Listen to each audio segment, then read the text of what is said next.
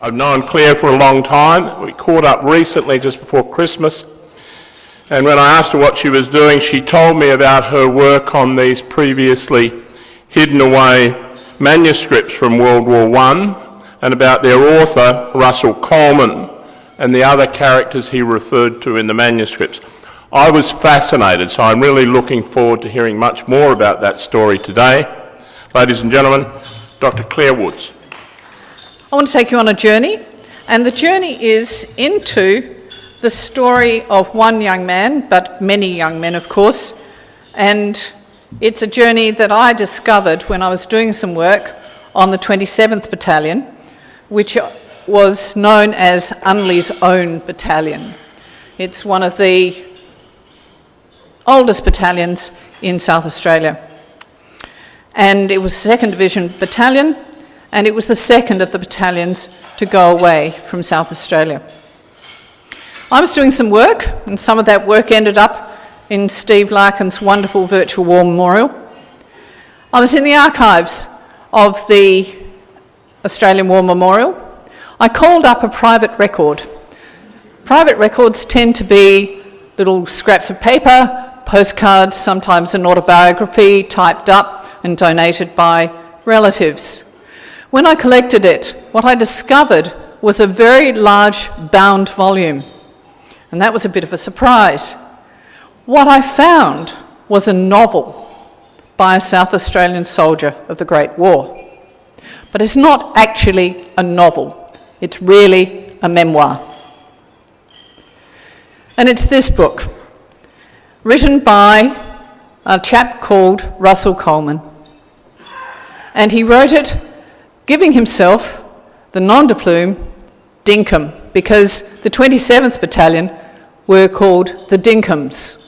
There is some debate, but a fairly strong assertion that that's where the word Dinkum really came into popular parlance.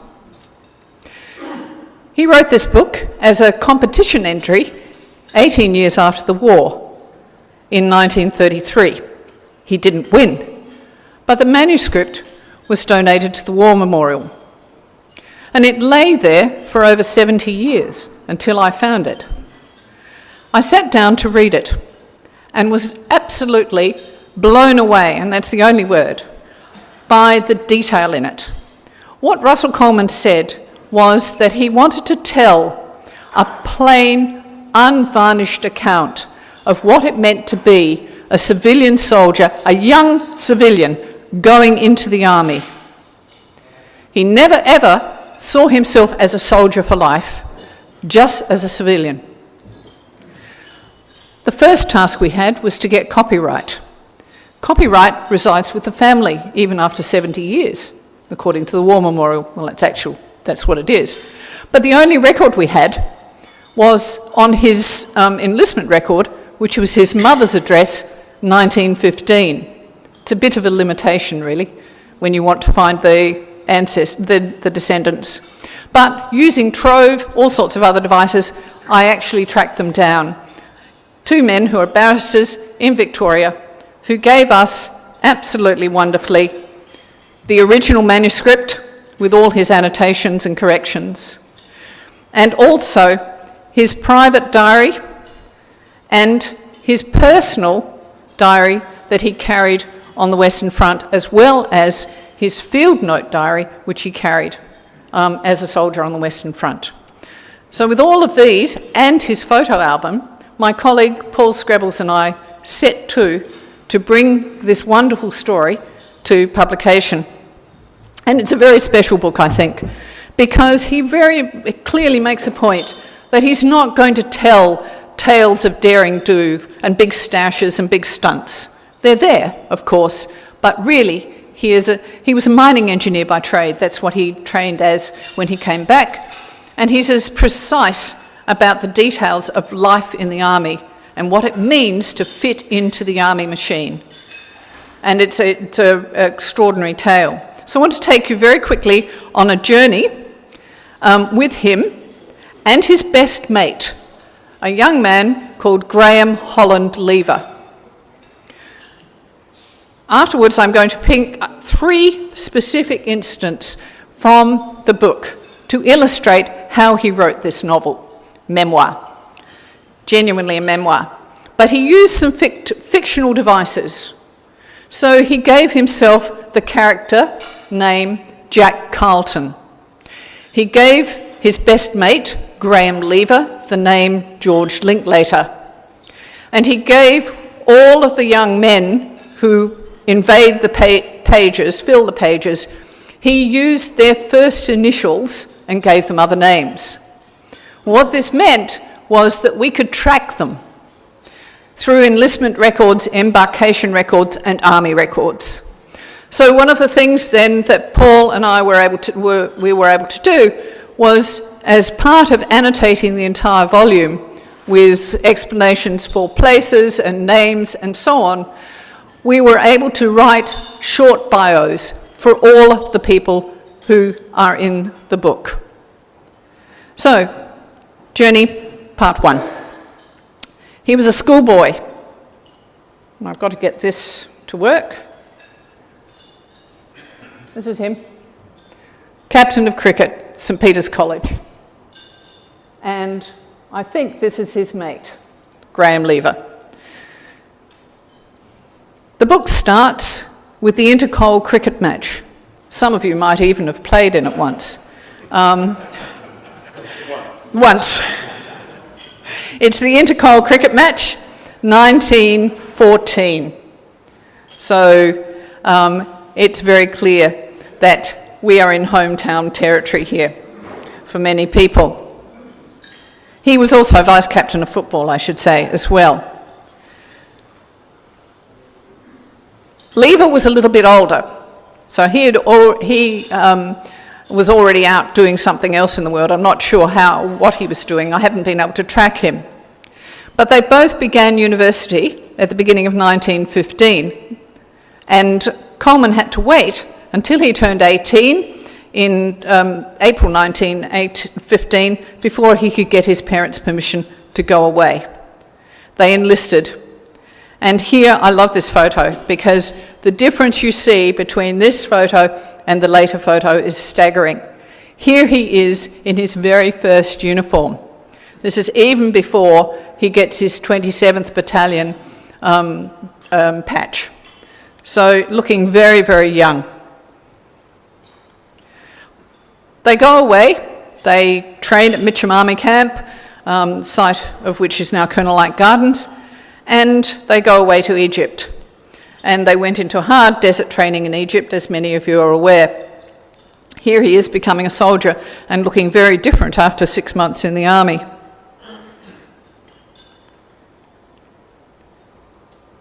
When he went onto the Western Front, he didn't last very long. He was in the Battle of the Somme, the 27th Battalion in which he was, a corporal, saw action very early on the Somme, and he was severely wounded. And the passage where he describes what happened to him when he was wounded and had to make his way back to safety and to medical attention is quite extraordinary. There are also very moving passages where he describes what it was like when his entire face was covered in a scab and he wondered whether in fact he would ever have a face again. And he describes the sort of care and attention that people gave to him. Here he is, a photo out of the family album, and you can see him, whoops, back again. There he is, with his face minus its poultice, where the poultice was applied to help remove the scab.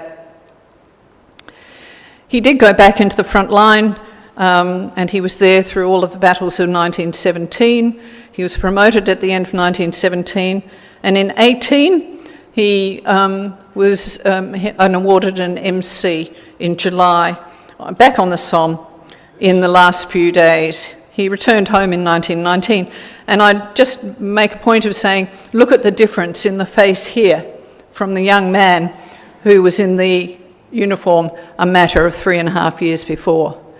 And if you look closely I think, at many of the soldiers' eyes, you see what they had been through. Well, what I want to do is take 3 little examples now, just to illustrate how he used information.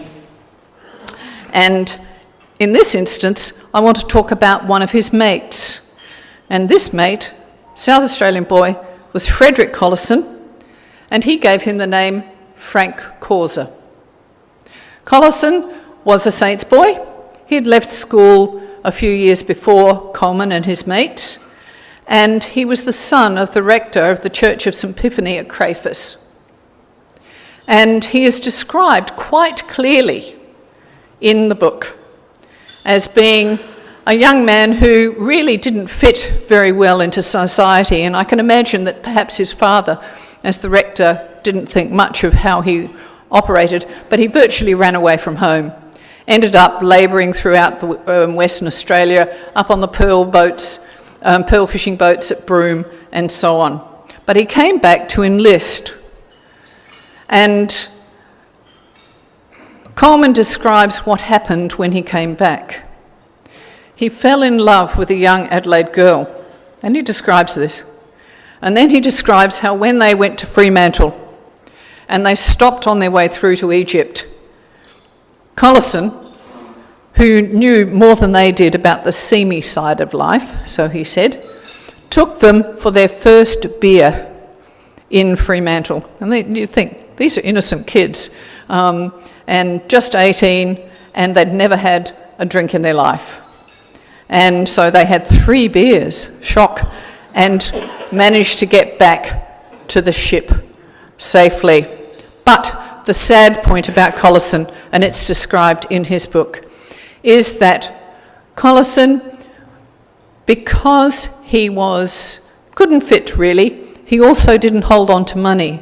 And despite the fact that he had fallen in love with a young woman, he really thought he was going to come home and look after her. Coleman says he didn't have much hope that he would. And then quite bluntly, Coleman says, and he didn't. And he was shot through the head and died near Ypres.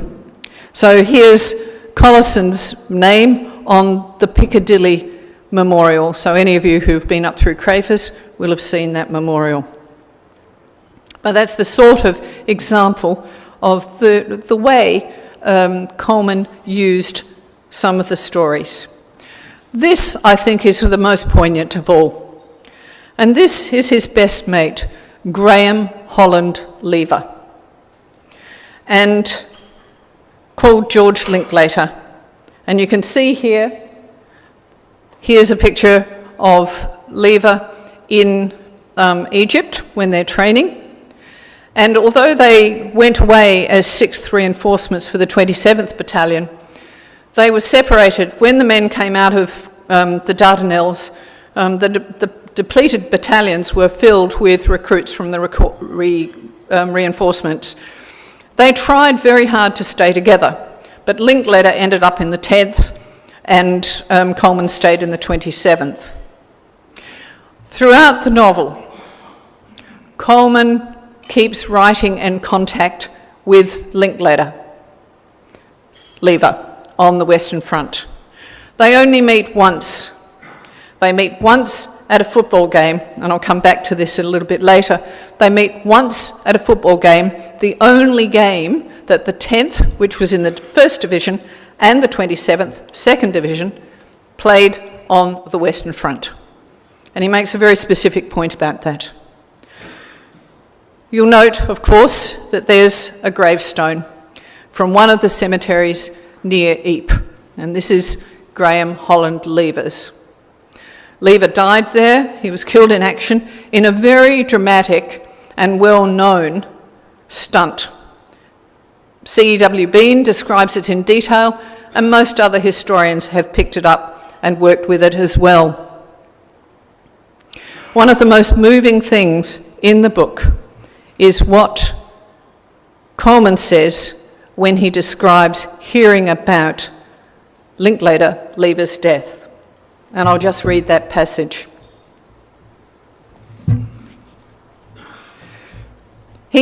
Coleman, is away at a training camp for young officers at Wadham College in Oxford, but he goes out to London one day, on leave, and he sees a 10th Battalion man. He takes him for a drink, and he wants to find out why Coleman hasn't heard from Graham Lever. The digger said that he'd been in a raiding party, but that the raid had not come off, and they'd been put into a stunt instead. He said they were hung up during their advance by machine gun fire, but their officer had jumped up and tried to get them forward.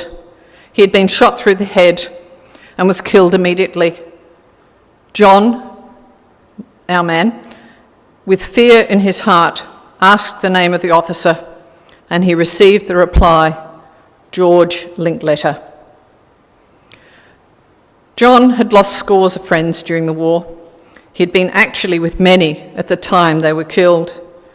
But George had been more than a friend. A man is lucky to have one real close friend in his life, and he cannot afford to lose him. John was very badly hit indeed.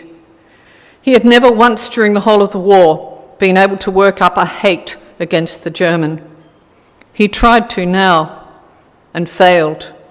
After all, they were only doing their job for their country, and hates are mostly artificial states of mind induced during the war by propaganda. Men may certainly be able to fight better and take more risks if they can be induced to hate their enemies, but speaking from his own experience, very few men hated the Germans as much as they hated the war. So he then says he tried his best to kill Germans and avenge George, but he couldn't keep this attitude up, and he felt merely sick at heart. And it's really, that passage, I think, is a real reflection of the way Coleman approaches the whole exercise of this memoir, because he reflects on attitudes to peace, the issue of conscription, which came up twice in 16 and 17 during the war, and so on. He picks up on things like what he felt like when he came home and he would meet men who had gone on with their careers and who had not enlisted, and how they almost brushed off any of the experiences that he and his mates had had.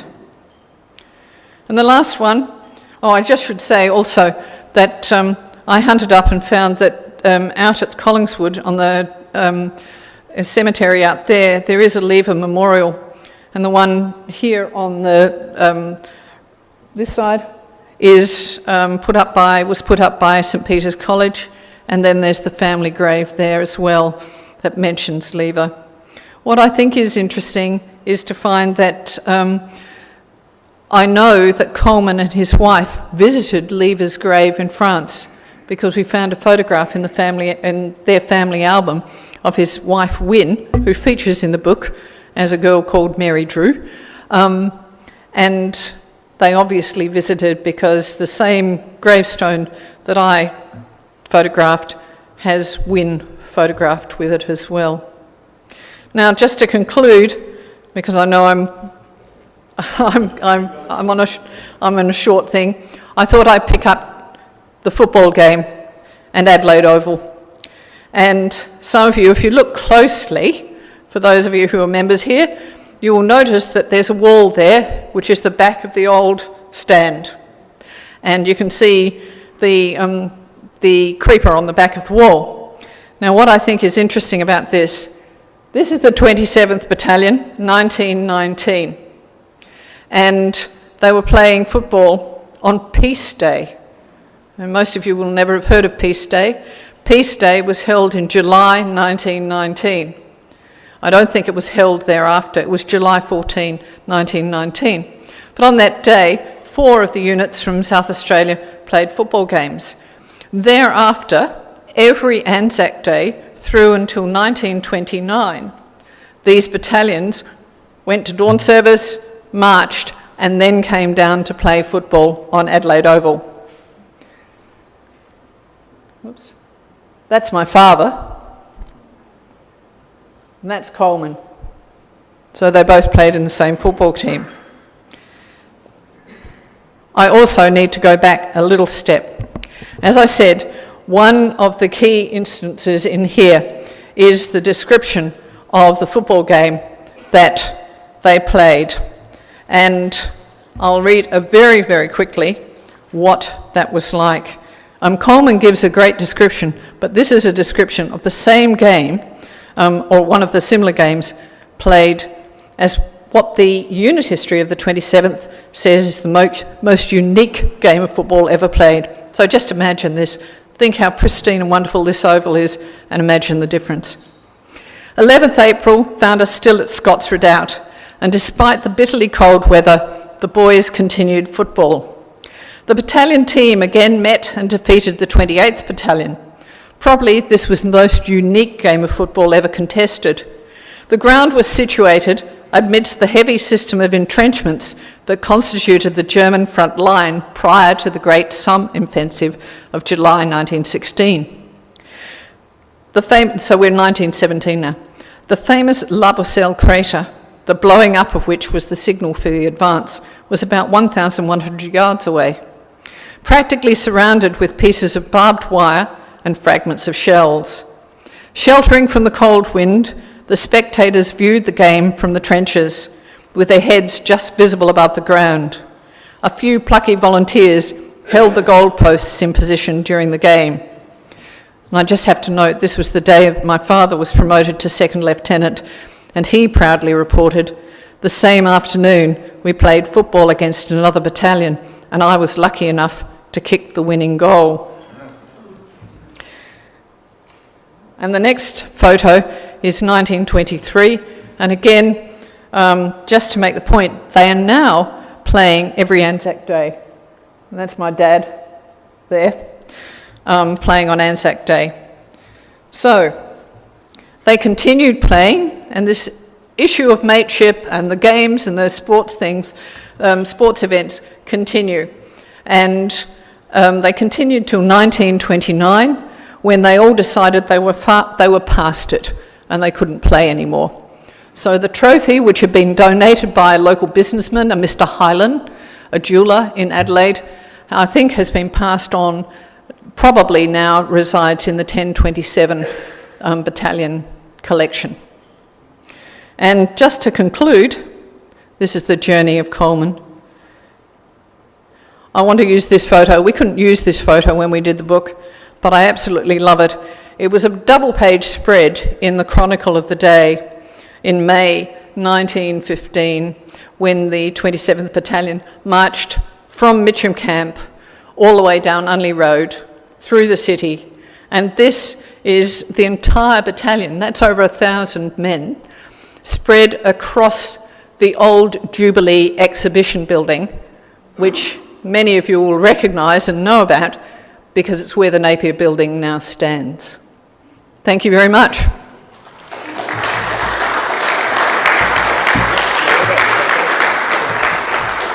We've got time for a few questions. I think we've got time. Sorry, I think we've got time for a few questions. Steve. Thanks, Darcy and Claire. Claire, as you and I both know well, we were able to trawl through an amazing resource of letters, photographs and documents dating from that time. Up till now, accessibility has been a problem. But they're there, they're preserved, and we're now doing our little best to bring them to the fore. But I wonder if you've got any thoughts on contemporaneous methods of communication. Because soldiers on deployment now don't write letters, they don't take photos that are printed. They send emails and they collect images, and most of you would know if you take a digital photo, it finds a home on a hard drive somewhere as a collection of electrons, never to be seen again. What does that mean for our social history into the future, do you think?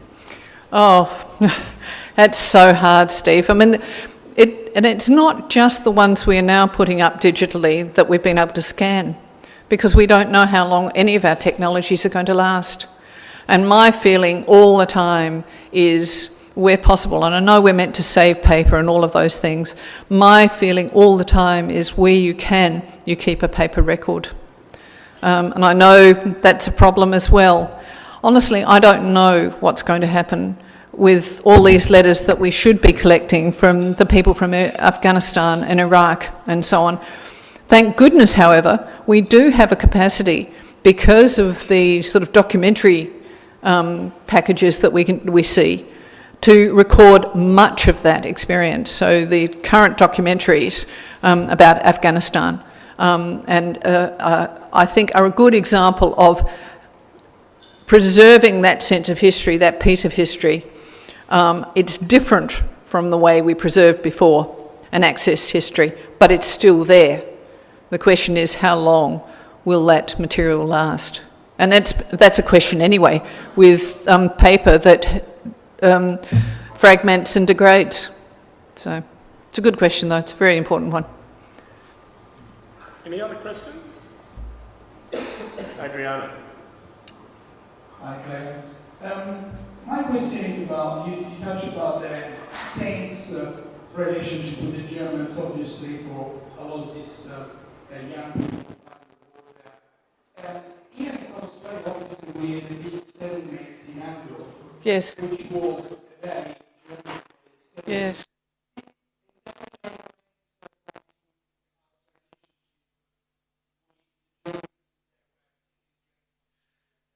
Yeah, there's no reference in here, because what's interesting is that so many of the men in his battalion were in fact German. And he keeps their names, and we know who they are, so they make no distinction at all. There was never any issue of tension with them within the service at all. And that's an important difference, I think, distinction to make. One more.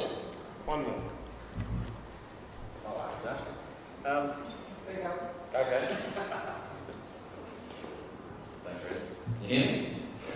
Yeah, I just want to ask Claire if you mentioned about the virtual war memorial and the work of that, and we hear a lot about that. It's sort of been connected with Rotary, particularly with Steve being our member.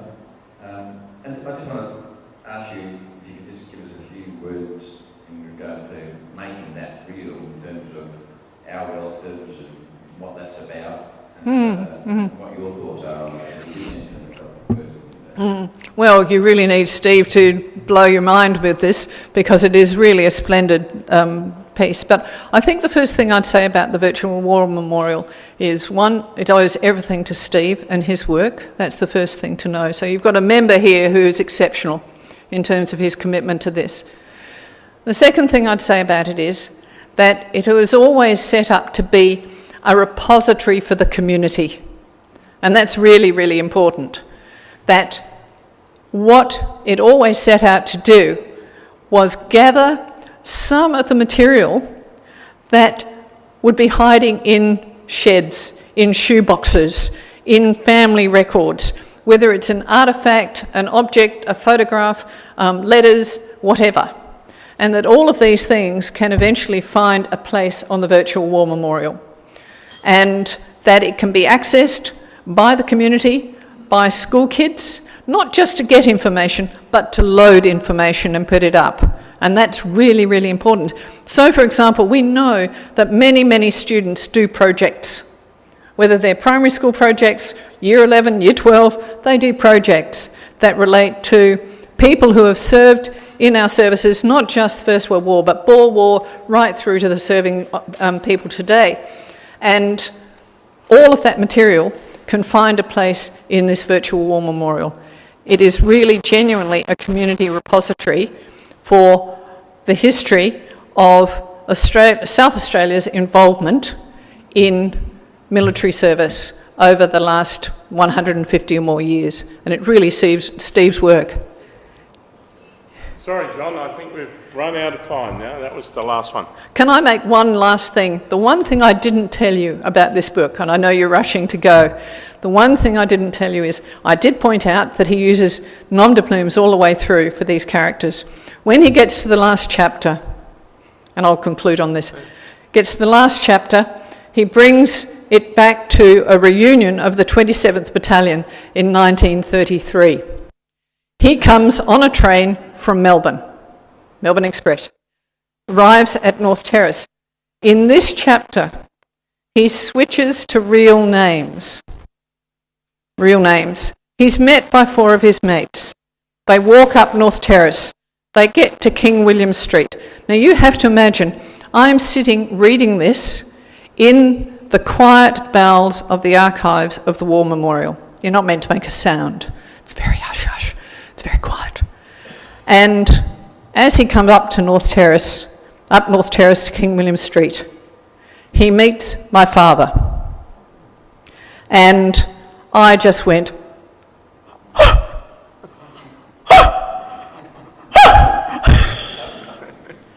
I was so stunned because my father, because of the role he had in the 27th Battalion, then appears in that last chapter as a substantial player. And it revealed to me how closely Coleman, my author, knew my father. And indeed, they were in the same company. They fought together, they played football together. And that's really what mateship is about. So thank you.